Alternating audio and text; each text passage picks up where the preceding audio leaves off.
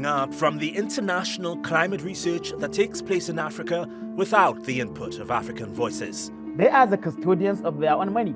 To the continent's renewables sector that's dominated by Western private firms. Many of our companies do deliver very effective, commercially viable business models. There's an international push to profit from energy poverty in Africa. We look at the dynamics of such a relationship, its benefits and toxicities. It's only fair that the West or the global North invests in Africa for renewable energy access, because for decades, the West, global North, they've exploited Africa. Just 2 degrees is on. Now, do you see a political battle for political control over African countries using the topic of climate change to get there? We can't allow that to happen.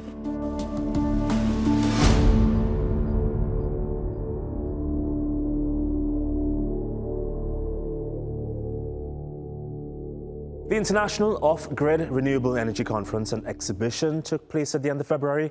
It's meant to be a platform for countries and private companies to share their experience and expertise on the design and implementation of stand-alone renewable systems. That basically means that, for example, a solar system you or I could set up to provide ourselves with electricity. Well, this year, the event took place in Botswana, in southern Africa, on a continent where energy poverty is a term people often use to describe the general lack of reliable power for homes, farms, businesses. And with that in mind, wouldn't you assume that Africans would be the dominant voice and face at the conference? If you guessed yes, you're wrong. Is this conference geared toward the average person in Africa who cannot really afford or who aren't in the path of on-grid power technology? Communities are not really present in these meetings. They're not there to share their voices on what their needs are. So firstly, we need to address the issue of consultation and ensuring that community voices are heard in these public spaces, in the spaces of developing policies for renewable energy plans in Africa.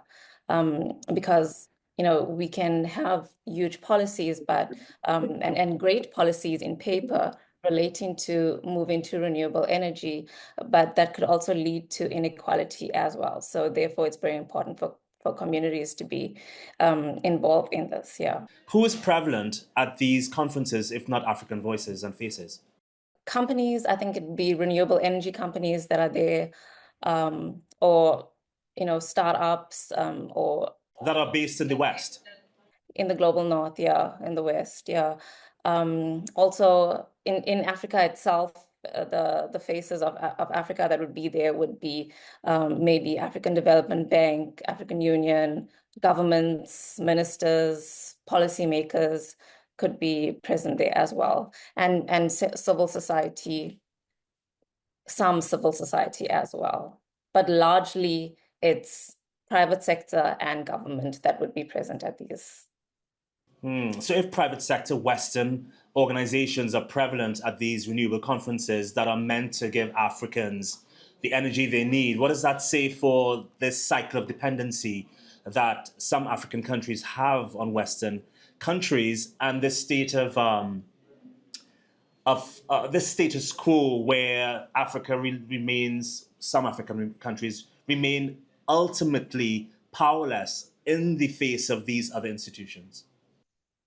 Yeah, I mean, it is quite frustrating that, we have to depend on the West for these investments. But, it's only fair that the West or the global North invests in Africa for renewable energy access, because for decades, the West, the global North, they've exploited Africa. We are so rich in resources, but so exploited and have so much of energy poverty. And that is because of the West. That is because of the profits and the greed of the West. And the fact that a lot of the global North, the West, they make agreements with governments about investing into Africa, but the communities and the people don't actually see these investments. It can't come in the form of loans.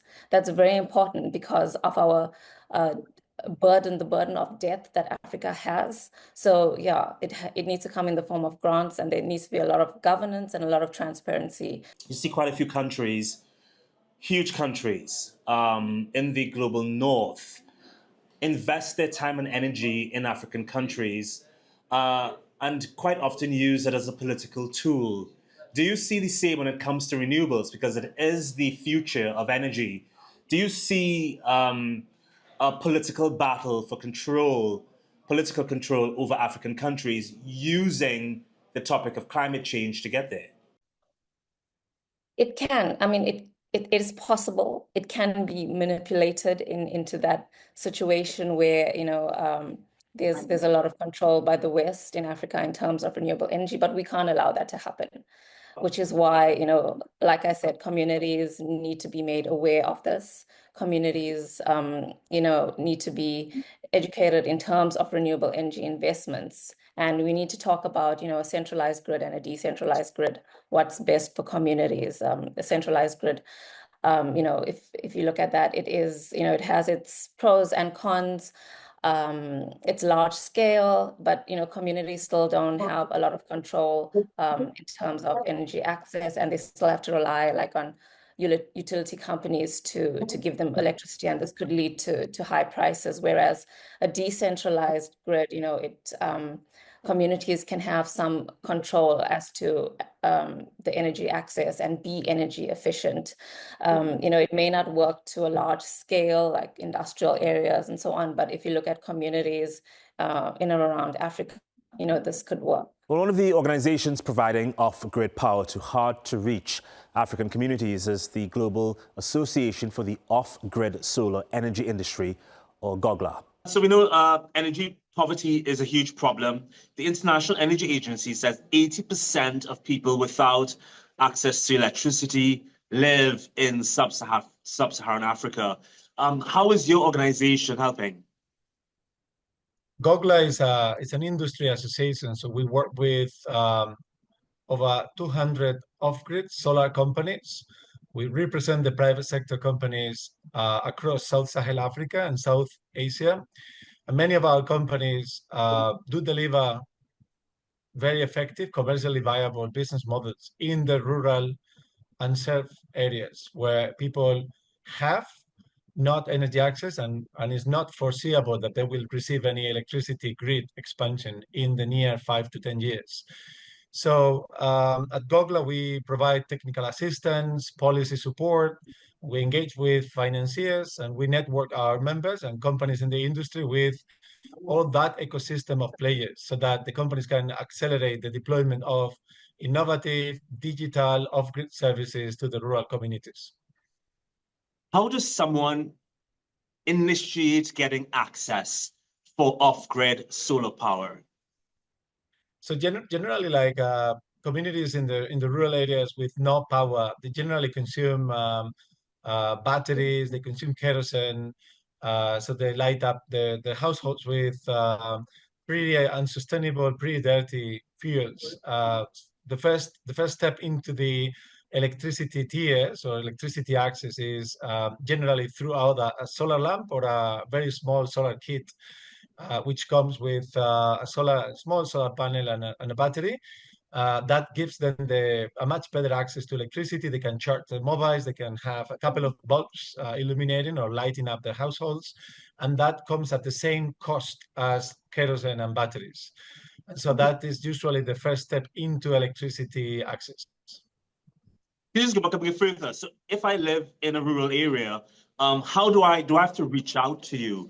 Or do I have to wait for your organization to come into my community for me to know that you exist and that I can get low cost solar kit from you? How does it work? Well, that's a good question. And the companies we represent, they have local agents and also offices in remote regions in the countries. They generate a lot of local employment. Those agents work going, physically, they go to the communities, they engage commercially with local households. And so this works very much as mouth of word, like people enjoy the first solar lamp and then they want to have more. They communicate with the local agents and they start paying and asking for more kits and appliances. And so because everything is connected digitally, they can pay with pay as you go, they can have banking money, and the appliances can work remotely. So the agents don't have to be at the community every day. There's a interconnected relationship between local agents and rural communities. I have a question about financing and whether or not there is money to provide what you're providing to these small communities. I know at COP29 last year, wealthy nations agreed for the first time in 15 years, really, to increase the amount of money they provide for climate mitigation and adaptation in developing countries to $300 billion annually by 2035, which of course is much better than the previous goal, which was $100 billion. But do you think the inadequacy of this amount that a lot of people argued about was insufficient? Is it creating setbacks in the renewable sector for developing countries? Well, the financial topic is a complicated one for many different reasons, but there's no question that these appliances. These appliances can scale up if the right finance is on the table. Problem is the right public and private finance need to be delivered at once for companies and customers to be able to pay back for the services. It's not just the quantity; it's also the how. And one of the partners that we are still missing are the commercial banks. Commercial banks look at off-grid solar with a big radius of risk, right? And so they don't generally lend to the off-grid solar companies because they believe it is a risky business. However, it's been demonstrated that majority of the loans are paid back. Government subsidies can reduce the risk, and public or private guarantees can help companies to get into where we need them to be, which is private capital and debt. That ecosystem of concessional debt, concessional credit needs to be up and running in every country for the right companies to get access finally into the debt capital. So it's not just about the quantities. Quantities matter, but what matters even most is the how, is that concessional blending that companies need to get in order to get up to the standards and introduce their business models underneath the commercial banks. Earlier, Sherelee raised the fascinating subject of climate research on the African continent. A recent study found that environment research there is predominantly funded internationally and led by non-Africans. The authors argue that this dynamic means research priorities are driven by external donors rather than Africans.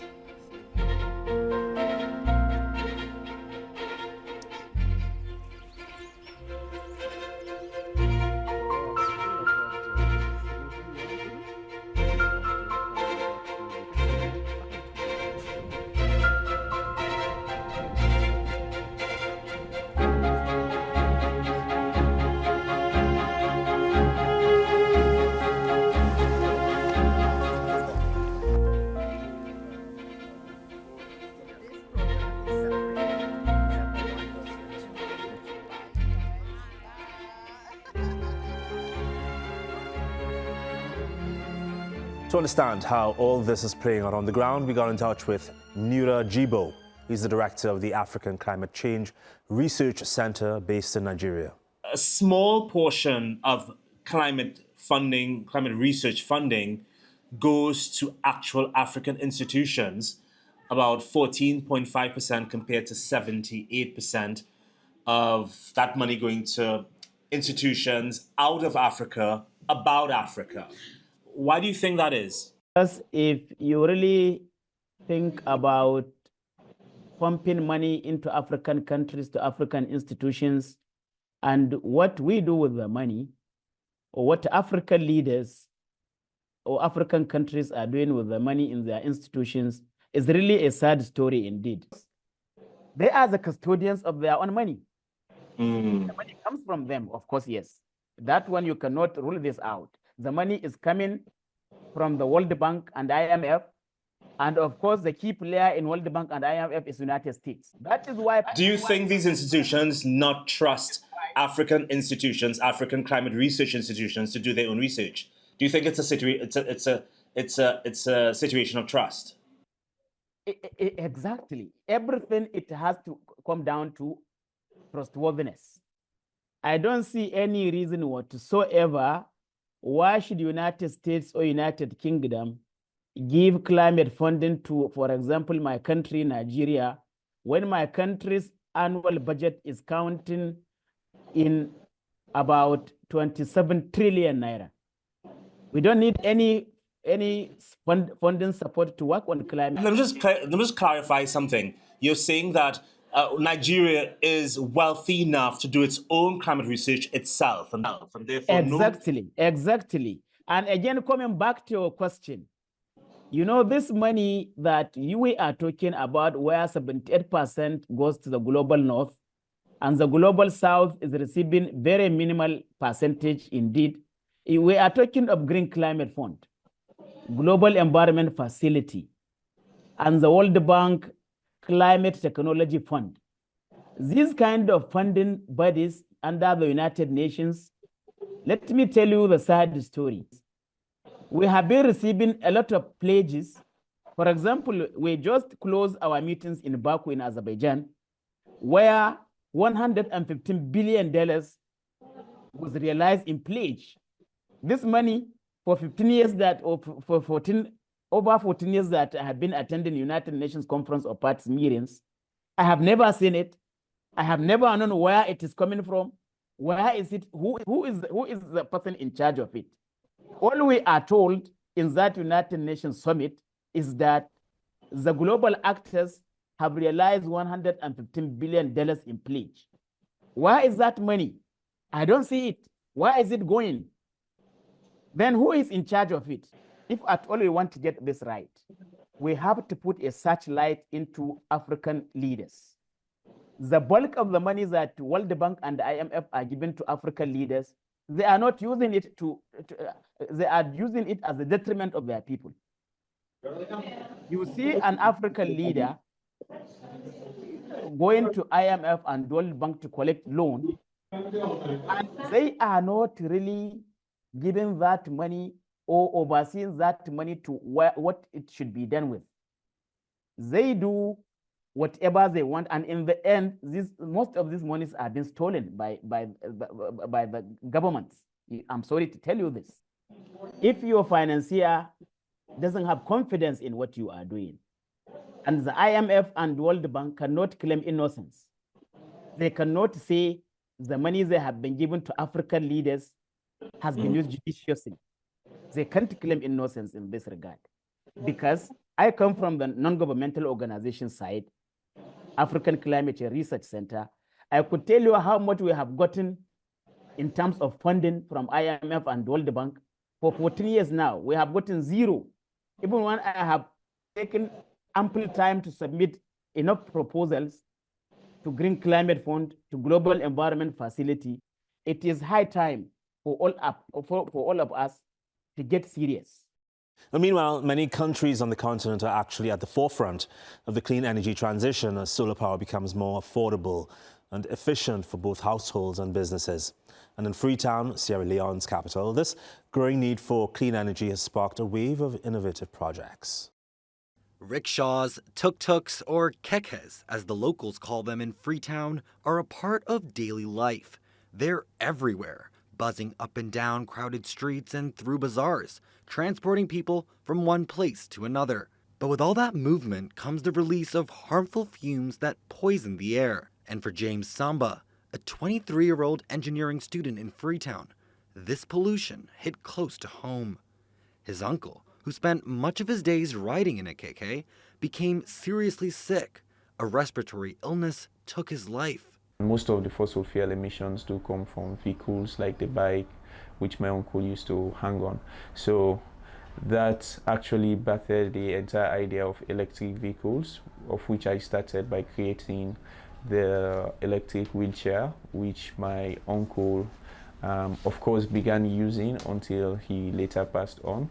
But it's also something that we did have to rethink of as a team from Sierra Electric. Take a look at this solar-powered, eco-friendly keke Samba made from recycled metals. It includes a solar panel on the top, which functions both as a roof and to power the engine through photovoltaic cells that convert sunlight into electricity. James hopes he can offer an eco-friendly alternative to diesel-run models. And since completing his first prototype, he founded his own company, Sierra Electric, with the goal of producing an entire fleet of solar-powered kekes and disability-friendly electric cars. And James isn't alone in this mission to clean up transport in Sierra Leone. Salon, New Energy, electric vehicles company Sierra Leone. It's an electric vehicle company registered in Sierra Leone, owned by Sierra Leoneans. And basically we assemble all of our vehicles here.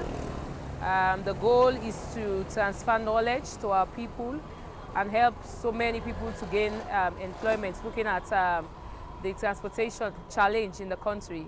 But the road to a greener future won't be easy.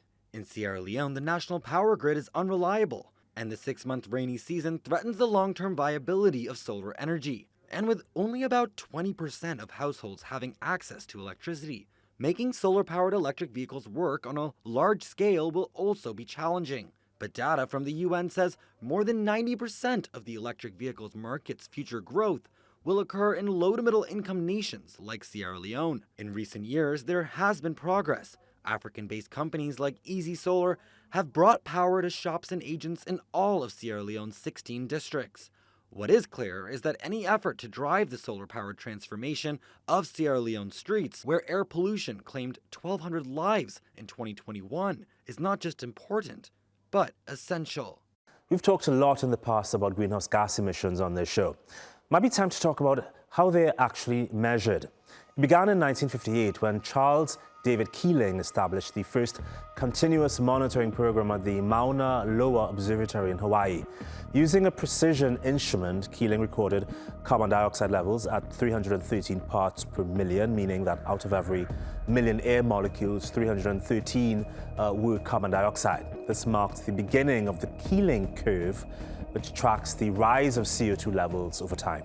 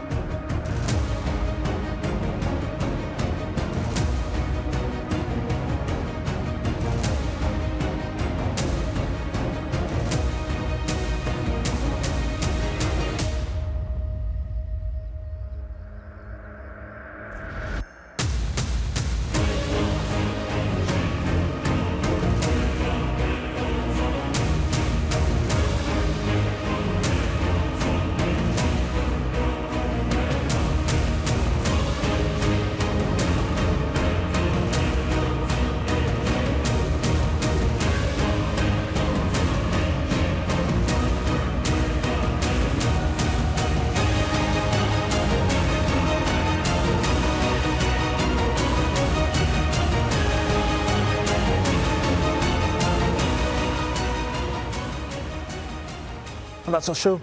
I hope we were able to help you understand the perspectives of Africans in the realms of climate research and renewables. Both areas where there are no solutions without the input of those on the continent. As I leave you, here are images from Iceland, home to Europe's largest ice cap. Warmer temperatures there are speeding up the melt, putting local ecosystems at risk and altering rivers and landscapes. We may close the show in Europe, but issues in Africa are clearly connected across the globe and vice versa.